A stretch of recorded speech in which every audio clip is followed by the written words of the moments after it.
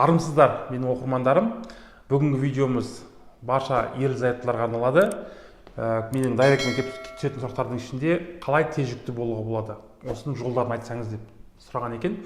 Осы оқырмандарым сұрау бойынша бүгінгі видеоны түсіріп отырмын. Олай болса, видеоны соңына дейін қарап шығыңыз. Үйленгеннен кейін ерлі-зайыптылар әрине тез балалы болғысы келеді. Енді қасындағы достарына басқаға қарай бала болып жатқаннан кейін бұлар да асығады, әрине. Енді ол ең алдымен бұл жерде нені білу керек, осыған тоқталып кетсек, ең алдымен мынау жүктілік болмай жататын болса, ең бірінші әрине еркектердің арасынан ер адам өзінің спермограммасын тапсыру керек. Өйткені спермограмманың құрамы, сапасы, және проценті, морфологиясы дұрыс болатын болса, әрине жүкті болу мүмкіндігі жоғары болады. Соған байланысты міндетті түрде спермограмма бірінші өткізу керек. Ал енді екінші жолына келетін болсақ, міндетті түрде бұл жерде әйел кісінің білуі тиіс, және де ерлерге де қатысы бар овуляция, яғни аналық бездің жарылатын уақытысы, бөлінетін уақытысы, осы овуляция бұл жаңағы етеккірден келіп кеткеннен кейін 14-ші күн болатын процесс. Осы кезде әрине жиі жақындасатын болсаңыз, келіншегіңізбен, еріңізбен, осы кезде сізде бала болу мүмкіндігі жоғары, өте жоғары. Өйткені осы овуляция кезінде әйел кісілерде осы бала жоспарлау уақыты жүреді. Ол екінші жолы.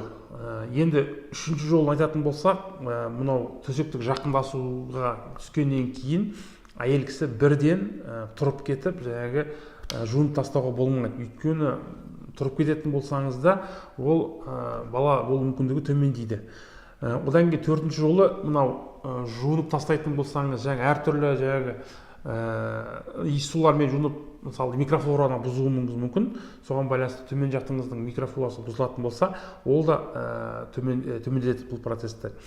Одан кейінгі бесінші жолы әртүрлі интимді гельдерді қолдану арқылы бұл жерде еркектің сперматозоидының сапасын төмендетеді. Соған байланысты әртүрлі интимді гельдерді қолданбағаныңыз жөн. Жақпа майлар болсын, интимді гельдер болсын, оның қолдануға болмайды. Өйткені бұл сперматозоидтың активтігін төмендейтін болса, сіз бала бола алмайсыз.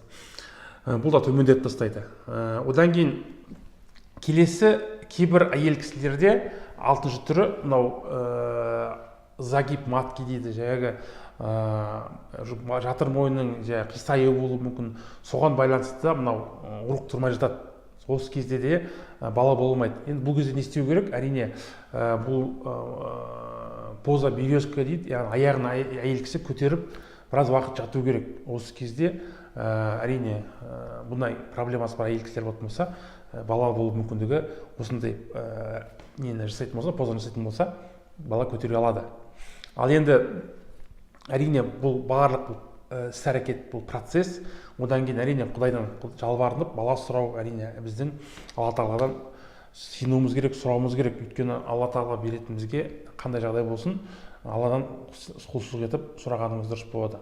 Ниет қылыңыз, өйткені сіз әке болуға, ана болуға дайынсыз ба? Соны алдымен шешіп алыңыз.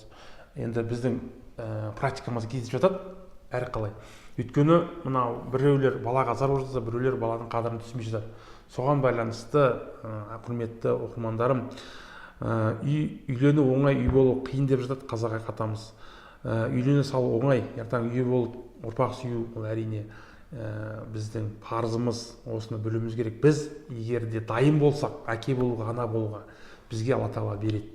Соған байланысты бүгінгі достар, бүгінгі видео сіздерге ұнаған болса, лайк басып кетіңіздер.